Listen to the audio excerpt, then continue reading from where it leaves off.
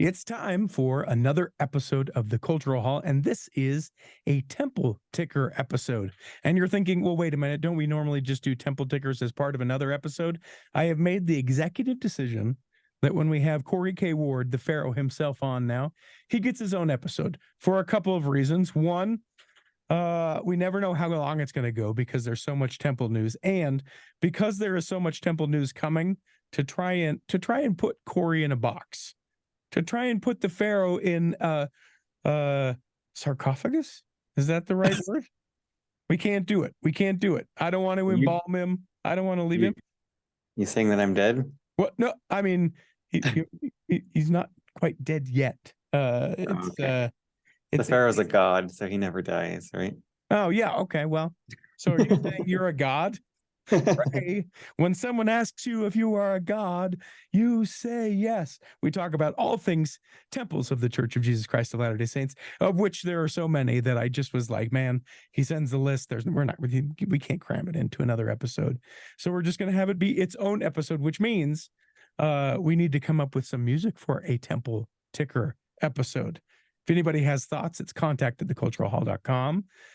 You can still hear it, a little bit of sickness in my voice, so I'll let you do the majority of the talking. We talked first about temple dedication. So where are we going?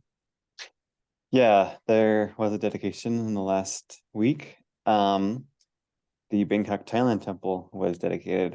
It is the 185th temple to be dedicated. So 185 down, 150 to go is what we're looking at.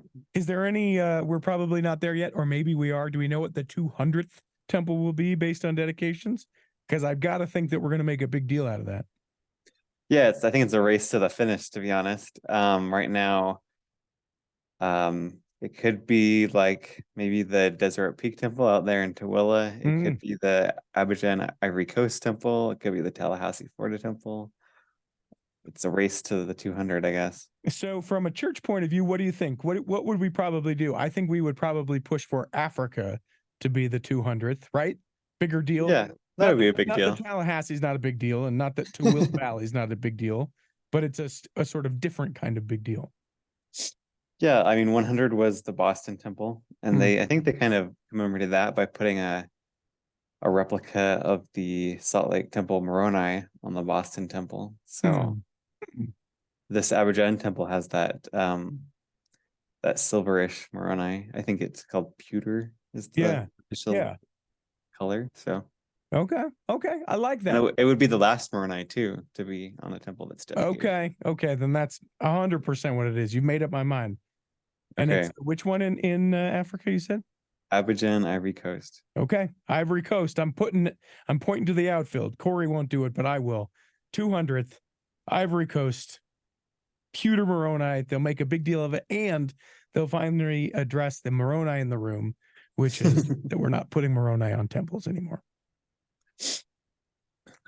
Well, let's go back to Thailand. So it was dedicated by Ronald Rasband. I guess that he has a sort of connection to the area. It's kind of thin, but he said that he would take a lot of business trips to Thailand when he was an executive for the Huntsman Chemical Corporation. So he's been to Thailand many times before, and also as an apostle, I think. Is he a lawyer by trade? I've forgotten. I think a businessman is his official title. Because I kind of remember the big deal was that he didn't finish college because he got an offer to work at Huntsman. And he's like, well, like I should finish college, but his wife's like, well, you have a good job, so might as well just take it. This is paying the bills, sweetheart, and they want you, so okay. Yeah, she was all on board on it, but he wanted to finish his college. But she said, well, why are you doing college if you're just going to get a job afterwards? So, okay. So yes, very thinly veiled, if you'll approve the pun. A thin connection. When he was there in Thailand, he talked about the 3 church presidents that really played a part in building this temple. First, he talked about President Hinckley, who was there in 2000, and he said that there would be a temple one day in Thailand. And then he talked about President Thomas S. Monson, who officially announced the temple in General Conference in 2015. And then 5 years ago, I think it was Russell Nelson's first world tour he went to Thailand, and he toured the spot where they were going to build the temple. So he, in his talks, he paid tribute to those three church presidents. And this is the first temple in Southeast Asia, which is a big deal. A little history about the area. Brigham sent missionaries in 1852 to this place that was once called Siam. It was the kingdom of, it was one of those few areas that wasn't colonialized by other European areas. Like, for example, Vietnam was colonized by the French, and some areas were colonized by the Portuguese.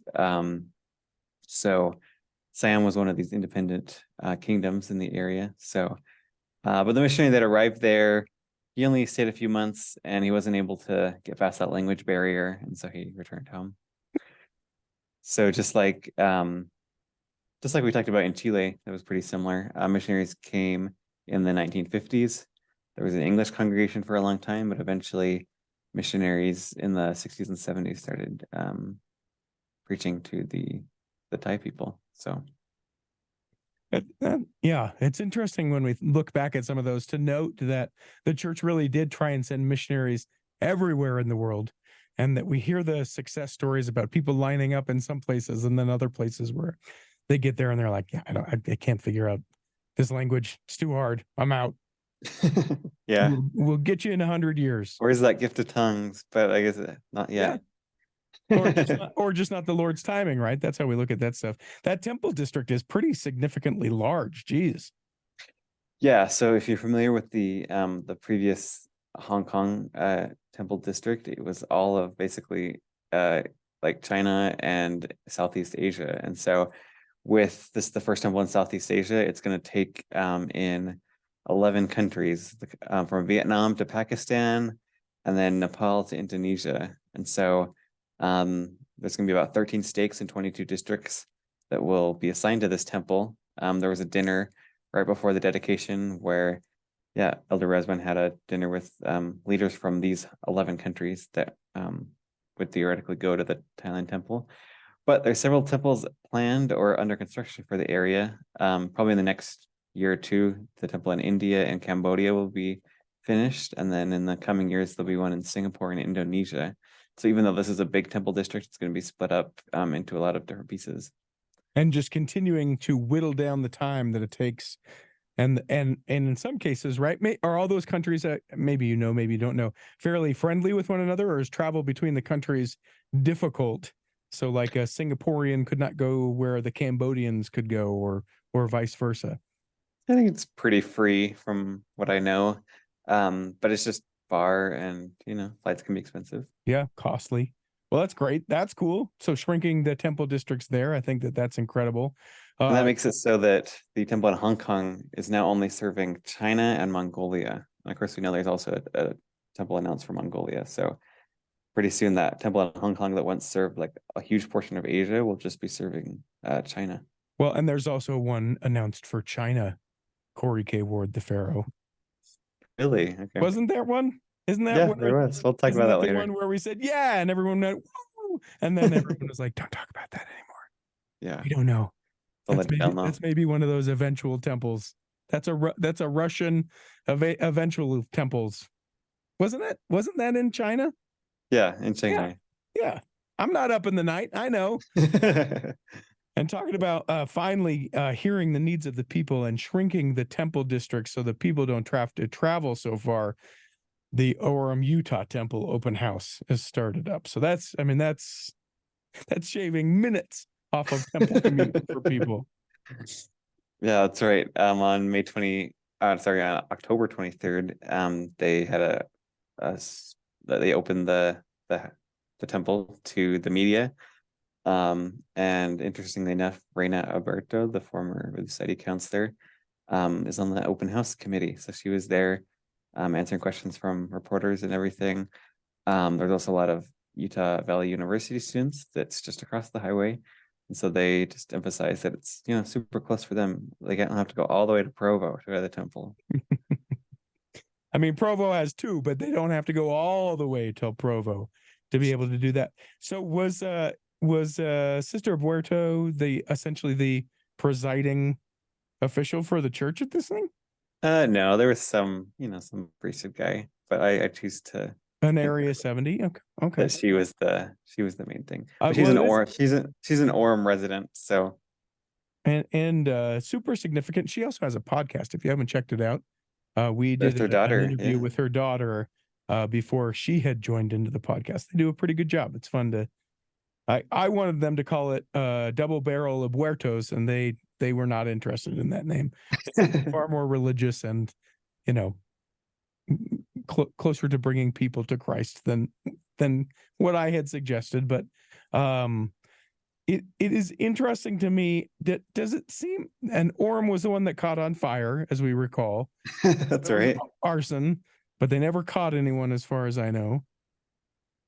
The placement, I think, of the Orem temple, similar to the Taylorsville, Utah temple, in that it's like, if you're a really good rock thrower, and I'm not recommending this to anyone, you could drive down the freeway and throw a rock at the temple and probably get close to hitting it, or hit it. Actually, does it seem odd to you, particularly for Orem, where you have this beautiful, the Temple Knuckle for the Provo City Center temple, up in the foothills for the Provo temple, and Orem, we're like, what do we got? Well, this used to be a car lot. We got plenty of space. Let's put it here. Yeah. I mean, I think it reflects the car-centric planning of Orem. It's not my favorite city in the world. It's just like a bunch of highways, and the city there doesn't really think they want to urbanize very much. They always want to be rural, but they're never going to be that. It is interesting that it's like a stone's throw from the actual border of the city. So I actually had a lot of people, like this guy in church was like, "Oh, that's the Orem temple." Like it's so far away from what I think of as Orem, because it is really like close to the Provo border, and then it's on the side of the highway where Vineyard is. So I think there's a lot of people like have a hard time like imagining that as Orem. But we also have the Linden temple coming pretty soon. That's just like right on the border of Orem as well. So. Well, lots of members of the church. The thing that I'm interested to see, and I'll appreciate as we get towards April General Conference, which seems like forever away, but it will be here before we know it. Will there be a Utah City temple? And for people who don't know about this Utah City project, it is, imagine like your city crafted, manufactured, everything is thought of and taken care of, and all these things. Utah City, right there on Utah Lake, and it's getting massive amounts of attention and so densely populated because of the kind of buildings that they're putting there. Do you think we could see a temple on that side? I mean, technically the Orem temple is on that side, but Yeah. But putting a Vineyard or a Utah City temple? We'll have to see like how many people, like how many apartments they actually build there. If there is a lot, it's possible. But it is just one train ride away. All you have to do is walk to the Orem station and then go to the Vineyard station. It's pretty close. So I'm thinking right now, no, but in the long term, you never know. Sure. Take us where we go next. What we got tons of temple stuff. Let's briefly talk about the interior of the temple. The temple is actually not a car lot, but it was farmed by the Williamson family, who came from Norway in 1864, and the church acquired the property in 2004. So this temple has a kind of an agricultural heritage, I guess. In the baptistry, they really pay homage to Utah Lake. They have a really cool baptismal font that's has these really cool designs on the side, really different than any other baptismal font that I've seen. They have stained glass that has like cattails and birds to kind of look like it's like a lake area.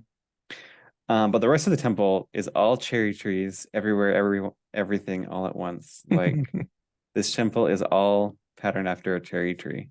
It's in the stained glass, it's in the flooring, it's in the carpets, it's in the walls, it's in the chandeliers, it's in the furniture.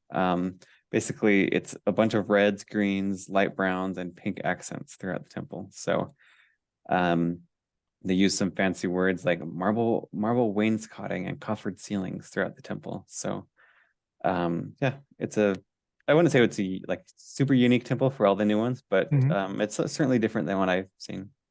Did you take the opportunity to go through it already then? Is that what I'm hearing? No, I haven't. Come on. You This want to happened go? last week. Come on, last I'll Friday. take you. I'll take you to lunch. We'll go through. Okay. This is doable. We don't have to go to St. George together or Helena, Montana. I think we can deliver on this one. Now, it's interesting, and you don't know this, but this is a little insider information, as sometimes I'm able to get. Okay. For the baptismal font, one of the original suggestions was every fall they were going to let algae blooms take over the top of the baptismal font in tribute to Utah Lake, but they decided, since it's not safe in Utah Lake, that they also didn't want to have that come into the temple. So they scratched that idea, but they did. They had a lot of tributes to Utah Lake, and they scratched. That was one of the last things that they scratched before they did the open house. So, Oh, well, yeah. glad for that. Yeah. Let's take a break real quick, and when we come back, we're going to get into some groundbreaking temple sites that have been revealed, groundbreakings that have been announced. The first meeting house in the city of London. Why are we talking about that? You'll find out coming back in the second half of the Temple Ticker here on the Cultural Hall.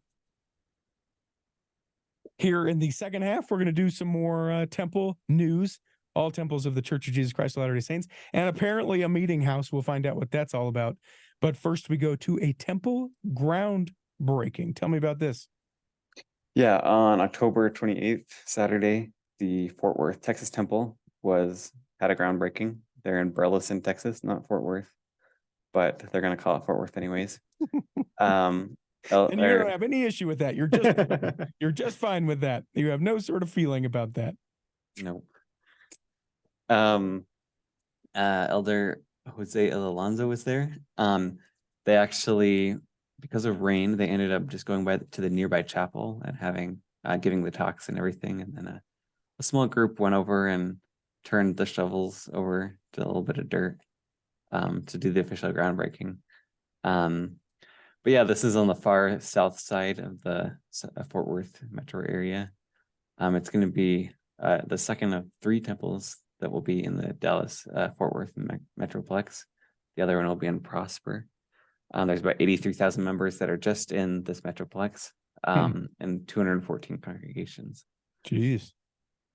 It's funny because it's not really groundbreaking. I don't know why they didn't just take like a bucket full of dirt and put it in the chapel and dump it out on the carpet and be like, and we're groundbreaking, and flip it over. I don't understand. Like, I get it if we're breaking ground.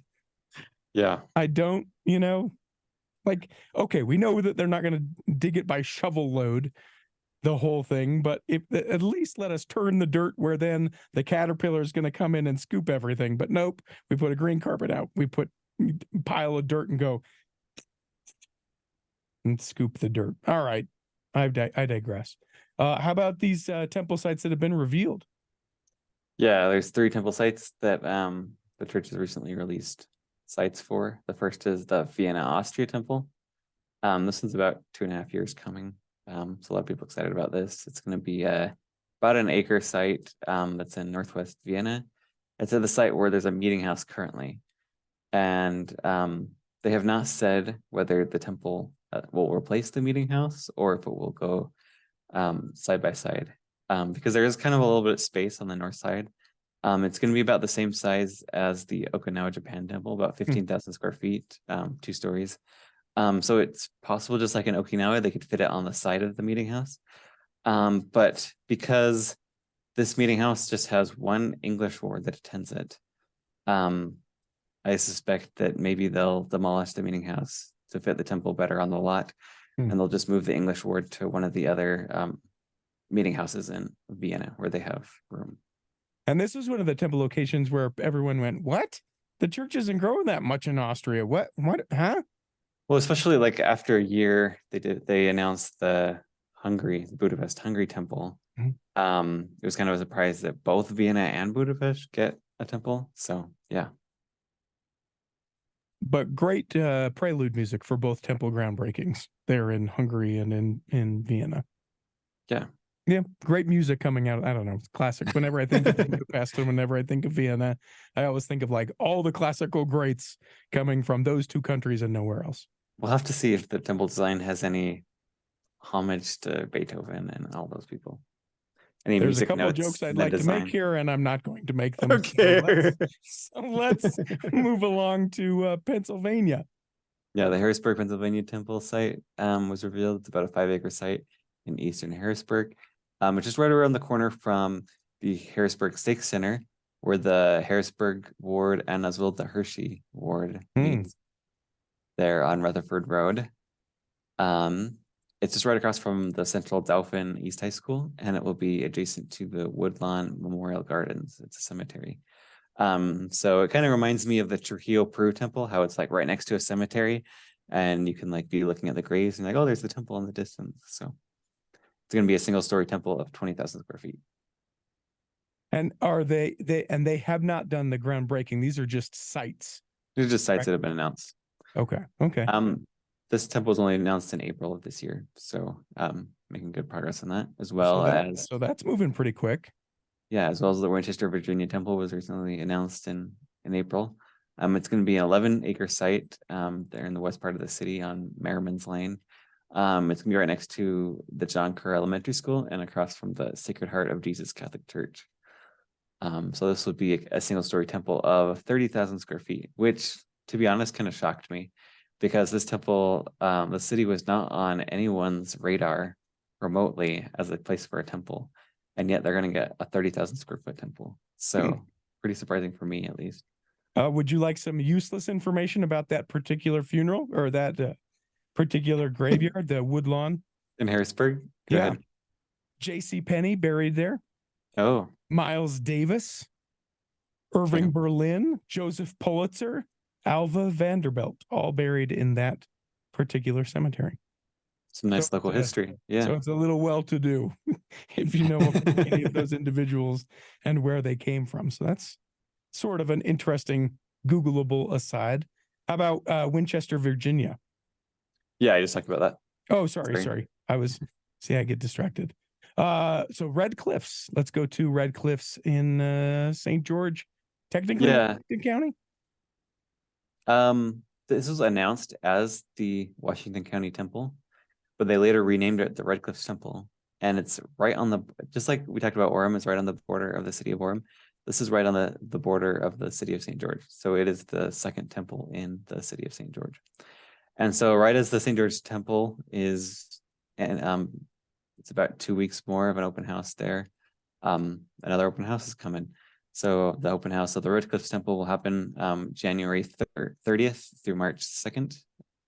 And then it will be dedicated on March 24th by President Eyring, which this was announced just like the day after Kathleen Eyring passed away. So it was kind of like no rest for him, I guess. But it's not till March. So, but he's the one announced for dedicating that temple. Speaking about the St. George Temple, and everyone's sort of speculating that Elder Holland would be able to do that. Any movement on who's dedicating the St. George Temple? Haven't seen. No, not yet. They haven't announced. I did see Elder Holland. I think he was at the funeral of Kathleen Eyring. So he's at least mobile enough that he attended a funeral. So we'll see if he can be ready for the St. George Temple dedication in December. We'll see. And I have to imagine that even if they have to, and this is no sort of anything, but even if they have to wheel him to, like if he can be present, my thought is that they'll absolutely do, move everything in the world to be able to have him do it. That'd be nice. Because of the connection. Elder Eyring have any connection to the Red Cliffs, Washington? I don't know. Or St. George, not Washington? Yeah, I'll have to look into that when it happens. Okay. Taiwan. Yeah, there was a groundbreaking announced for the Kaohsiung Taiwan Temple. This is in the south of the island of Taiwan. It will be on November 25th. And Elder Benjamin M.Z. Tai, the president of the area, the Asia area, will be there. Do you think that we'll see a shift away from apostles completely or mostly for all of these temples, since we're going to have so many? Or will it just be more apostles being, put out to go to all these places, and they'll just constantly be dedicating temples? Yeah, I think apostles will be the focus of temple dedications. I think there's some doctrinal justification there. I suppose it's not not thus saith the Lord, but yeah. Is it doctrinal precedence then? Maybe not necessarily. I don't know. Contact theculturalhall.com if you know why it has to be an apostle or greater. I'm sure some sort of keys, but I don't. At some point when we have 1,000 temples and we're doing all these things, like it just becomes unmanageable, I think, or really hard. Yeah, you can always delegate keys, I think. Yeah. The church has a history of that. Now I got to ask you, why are we talking about the first meeting house in the city of London? Yeah, when we say the city of London, it's a very specific boundary within the whole London area. It's kind of this weird area in the very center of London where like the businesses of the area have like voting rights and everything. So it's just like a small part of what we think of as London itself, but it's called the City of London. The church bought an office building that's called Alder Castle in 2019. Not actually a castle? Well, it's interesting because it's actually the site of a Roman fort. So like right now there's the office building right there, but on the side they have like this city wall, which is part of an ancient Roman fort. So that's why they call it Alder Castle. And then they have this cool little I saw the pictures, they have this little like window where they have like stenciled onto it like what the building would look like on the foundation of the ruin. So the church bought it as they were under the investment group Covenant Garden back for £1 million or 100 million pounds. It's just right down the street from the St. Paul's Cathedral. But they said that the Lloyd Bank that is there right now will terminate its lease and the space will be converted to be a meeting house there in central London.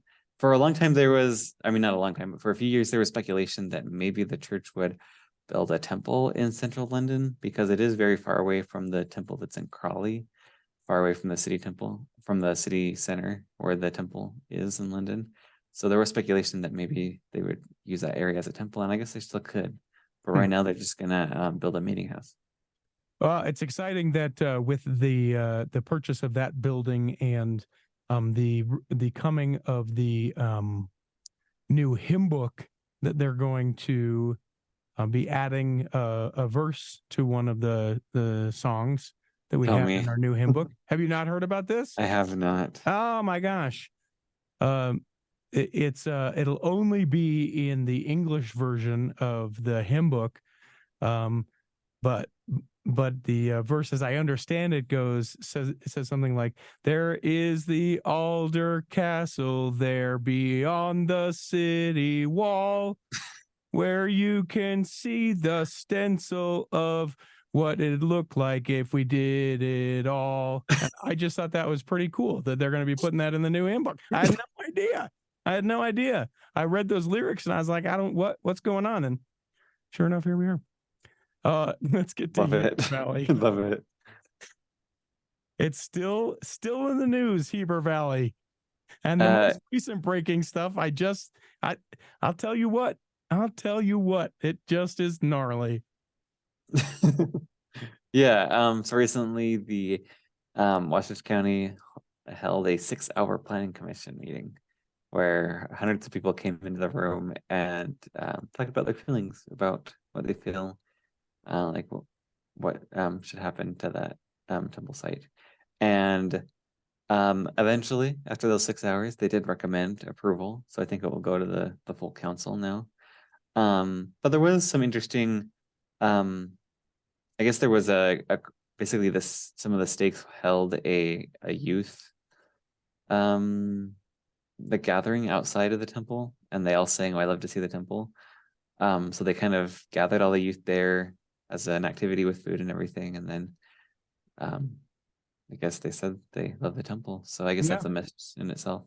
But it passed with some stipulations that over the years that the county would measure the lumens that are coming out of the temple and make sure that they're not overstepping their boundaries on the light that's being emitted from the temple. So So that will be where it's at now until lawsuits are as soon as they go, yeah, it's approved for sure now, let's move forward. And then they go, no. We are the Wasatch back for, dark sky people, and we're suing you guys for this. There's enough, at least that I've heard, of people having examples of like manipulation and things like that on the town council that they're just like, we got to get some more clarity on this stuff. Yeah, I think you're talking about temple in Wyoming. Well, no, that's Wyoming as well. But you will see from the You will dark see it? skies in Heber, that organization, because I think that the church has acquiesced enough for them to be able to be like, okay, the building, we don't really want it here. Not in this particular part of this community, but we really are worried about the dark sky. This is not the end of the battle for dark sky, even though they've said, yeah, we'll measure it. Mhm. We'll measure it once we've, gotten rid of the dark skies. Sure, we'll measure it and then tell you that we'll pull it back, and then they will. And it's unfortunate that it can't be a collaboration and instead it's a competition. But to your point, now we move to Cody, where the third, fourth, fifth round of lawsuits about this temple has started. Yeah, it seems like the details have finally come out from these lawsuits. There may even be another one piled on top of it. Basically, the most salacious part of these lawsuits is that there's alleged that the city planner misled the planning commission while they approved the temple. So, in a nutshell, the city planner, who is a member of the church, and so there is some allegations of bias here, that the city planner basically told the council things that they were approving that they ended up not understanding that well, and so they kind of regret their vote to approve the temple. Mm-hmm. And so that's kind of why there's lawsuits and everything, and they're going back and forth, and so the church feels a little bit, I think, burned, because they're like, we got this, approved, all the legal things, and now you're just going back on their promise. So that's why they went into the lawsuit, and to basically the judge will make sure that the law as it's written will be applied, and that whatever Wyoming or local laws are on the books will be applied. I know that sometimes when they pass things, they can't go, and it's illegal to just like go back on their promise. For example, like in Utah, so the city, basically they're saying that the city planner said they were approving all these things, and if they didn't approve them, then the church would sue them. But for example, the city planner's job is to kind of inform the council on the legal ramifications of what they're voting for. And sometimes, for example, like in Utah, the zoning is in a way such that if it's zoned that way, you have to approve it.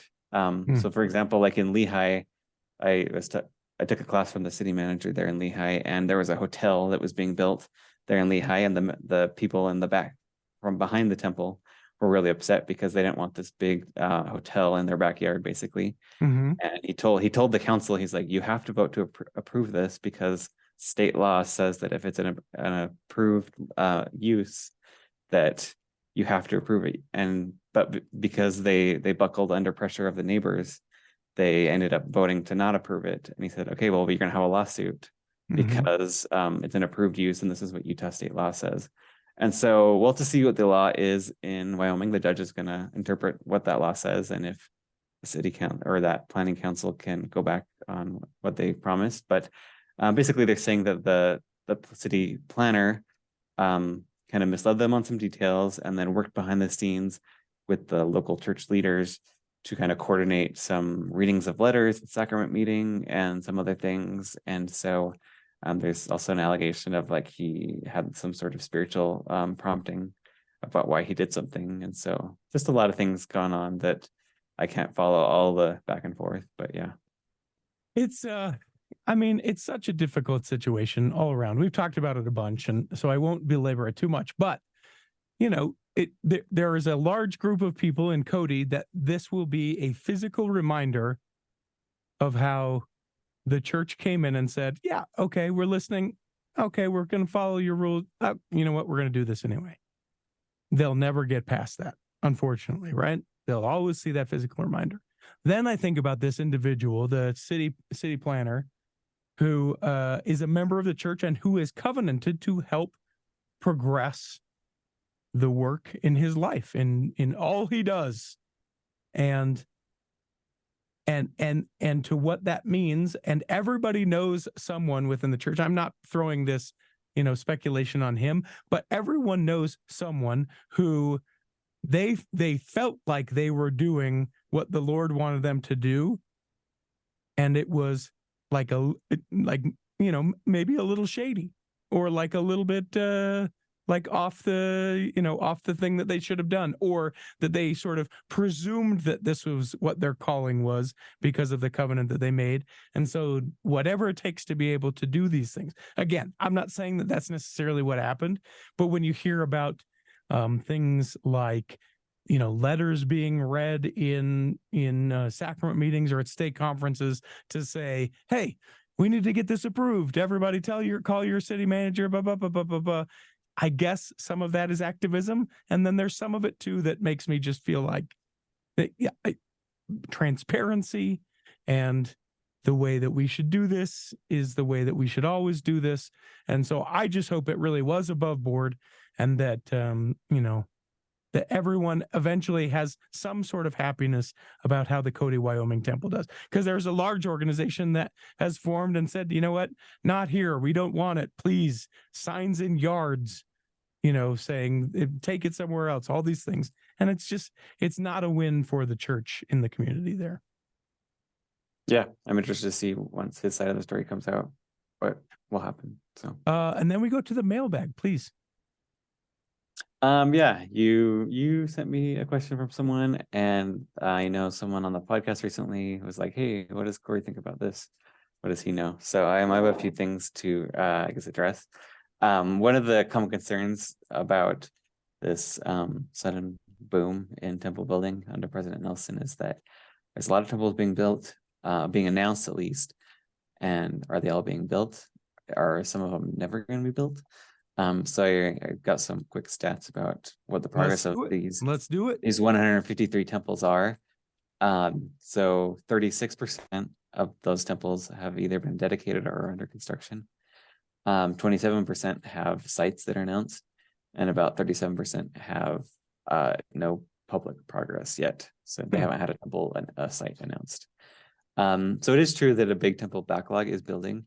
But my argument is that temple building, it has not slowed compared to the rest of church history. Okay. Basically, temple basically the range from temple announcement to groundbreaking takes about 1 to 3 years. That's been the history of temples for a long time. And President Monson has only been a president of the church for 5 years, so you can imagine that a good majority of these temples that he's announced, of course, haven't had a groundbreaking yet because just the time hasn't passed. Mm-hmm. Some temples take shorter amount of time, like Helena only took 3 months to get a groundbreaking. Groundbreaking to, or that's announcement to groundbreaking. Announcement to groundbreaking, yeah. Mm-hmm. But others have taken longer, like the temple that was actually announced by President Monson, but had a groundbreaking under President Nelson. It took 8 years to have a groundbreaking there in Urdaneta, Philippines. So right now there's a few temples that are kind of slow up progress, but I'm actually surprised that most of the temples that have been announced in the past 2 years are getting progress. There's some notable exceptions. There was a question on this podcast about what's happening with the Russia temple. I wrote a story on This Week in Mormons about 2 years ago about a name change that happened briefly on the church website for the Russia temple. There was a brief moment when the church changed the name of this temple to the Russia Administration Building. And then a few weeks later, they changed it to just classified. And then a few days later, they changed it back to the Russia temple. And so I think this was back in April 2021, before the war happened in Ukraine. So I think the church was making progress of building something there in Russia. I think the church did have probably a plot of land they were trying to build on. But basically, this temple was announced in 2018. Russia's a lot different place than it was after the pandemic and now during this war in Ukraine. For example, in 2017, the church reported that membership was 23,000. And then most recently, at the end of 2022, the church said that the population of the church was only 5,000. And so it's unsure like what, if that's an error, if they're classifying the membership, or if literally in the 4-year time, if like 3/4 of the church has left Russia. Yes. So that is a possibility. And so Russia's a lot different place than it was in 2018. So yeah, we'll see if there's other temples that have taken a long time, like the Kiev Ukraine temple took 9 years. It was announced in 1998, and there wasn't a groundbreaking until 2007. And so Russia is only right now at 5.5 years right now. So temples have taken this long before. Also, the Bogota, Colombia temple took 9 years. We don't think of that as like a place where the temple took a long time. The temple in Ecuador took 14 years to have a groundbreaking. And then the Los Angeles temple took 14 years as well. And it was delayed by World War II. And so we've had temples that are delayed by wars before. It's not unprecedented. So also no one ever, go ahead. No, sorry, go ahead. No one ever talks about the Cagayan de Oro Philippines temple, which is announced that same general conference as the Russia temple 5.5 years ago, but they still have had no public progress on that. There's also a few temples that have taken a while, like the Lagos, Nigeria temple, the Budapest, the Benin, Nigeria temple. Those were about 4 or 5 years ago. Those have all had sites announced recently, so there's progress. That temple in China that we talked about, the Shanghai temple, it was 3.5 years ago, as well as the Dubai temple. We do know kind of where that temple will be built, so that is in the works. We know that's happening. So I love that when you say general areas announced, that in my mind, I'm just church leader. Where's the Dubai United Arab Emirates temple going to be? And he just sort of looks over in a direction and goes, there-ish. Well, we know that because Elder Bednar was in Dubai just like a year ago. In the, it's called the Expo area, where they had the Expo World's Fair, where they said that that's the area where the temple's going to be built. So, well, you go and you continue to go, and I happen to notice that you missed one of these, so I'm interested about that. But temples that have had announcements withdrawn or abandoned. Yeah, it's not unprecedented that a temple has been has an announcement that was later withdrawn or the efforts were abandoned. As far as we know, in the 1830s, there was a temple announced in Independence, one in Far West, and one in Adamandayaman. And of course, because of the short time that the church was headquartered in those areas, the church abandoned those temples. So even from the very beginning, temples were abandoned. But one temple that was withdrawn, I guess you could say, was the Samoa temple, which was announced for Pago American Samoa. And basically the first presidency withdrew that announcement because they said, instead of having one temple in Samoa for all the Pacific Islands, we're going to build 3 temples, one in the main Samoan island, one in Tonga, and one in Tahiti. Another example of a withdrawn announcement was in 1992, a temple was announced for Hartford, Connecticut, but President Hinckley withdrew that to announce temples, one in New York and one in Boston. But of course, we know Hartford was later announced by President Monson and was dedicated. So eventually Hartford did get their temple. And also in American Samoa, recently, President Nelson announced a temple in Pago Pago. So that island finally got a temple as well. But the Harrison, New York temple, which was one of those 2 that were replacing Hartford, it was originally going to be built in White Plains, and then they renamed it Harrison. But basically, this is kind of a Cody situation where the community was very opposed to the temple in Harrison, and there was a lawsuit that slowed the progress. Eventually, the temple was approved in, should say, 2002, and the church said that they were going to build it. But then a temple was announced in Manhattan and dedicated 2 years later. And eventually in 2006, they just took off the Harrison, New York temple from the list of temples. So as far as I know, the church still has that site in Harrison. They could still build something there. But yeah, they just decided not to. And then sometimes the sites just change. I thought this was interesting. I didn't know about the one in Honduras, but I did know about the one in Tooele or Erda here in Utah. Yeah. This probably isn't all the temples that I'm thinking of, but at least 2 of them they've had in Tegucigalpa, Honduras, they had a groundbreaking, and everything, and they started to build, but there was some outcry because it was right next to a Catholic church, and people just weren't for that. So the church did change the site for the temple there. And then, of course, just this recent past few years, the temple in Tooele Valley was announced for Erda, Utah. I keep hearing a podcaster that says Erda, Nevada, but it's Erda, Utah. Bless their heart. And bless their heart. Basically, yeah, this is where the church wanted to build a temple. They wanted to include it with a big housing development, and the people there in Erda said, no, we're a rural place, we don't want it. So rather than, they could have won a lawsuit, definitely, but rather than that, they moved the Tooele Valley Temple to Tooele itself, and they renamed it the Desert Peak Utah Temple. So, and I called you out and I said, you didn't have this on your notes, but I should have looked further. It's the last one on your notes, the Southwest Salt Lake Valley Temple, which very few people know about this. So please regale us with the information about this, and then we'll wrap this sucker out. Yeah, in October of 2005, President Hinckley in conference said that we have 2 new temple sites in the Salt Lake Valley, one on the west side and one on the southwest side. And so he said, basically said, right now I'm announcing the one on the west side, which will be built in Daybreak. It was later renamed the Ochre Mountain Temple. And in the talk, he mentioned that the church had an additional site on the southwest part of the valley. And I would say that this was not an official announcement. This was just saying, boo, it's an official announcement. It never appeared on the church's list of temples. Okay. All he did is say that we have a site for a temple in the future when it warrants future growth. And so I guess that day hasn't come yet. I'm thinking he was referring to the site that's next to the meeting house on Juniper Crest Road in Harriman. I've been speculating for a long time a temple would be built in Harriman, and this is, I think, the site that President Hinckley was referring to when he said the southwest part of the valley. And so, of course, he said it would be the 5th temple in the Salt Lake Valley. It was actually the Taylorsville temple ended up being the 5th, but we'll see if Harriman ever gets a temple, because it'll get a temple. Come on, have you ever tried to go east-west in the Salt Lake Valley?